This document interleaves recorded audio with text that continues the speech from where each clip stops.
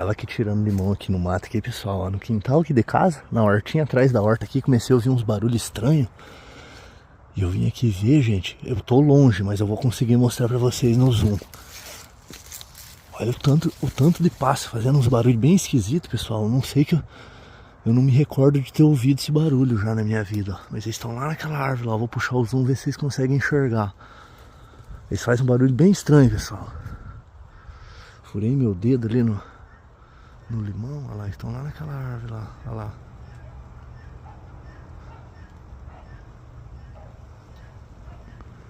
Eu não sei não, galera, mas tá parecendo um papagaio. Eles estão dando uns gritos muito parecidos com um grito de papagaio. Olha que entardecer lindo aqui na roça. Olha lá em cima da árvore, vocês podem ver, ó. Ó, lá tem um. E lá tem uns 4.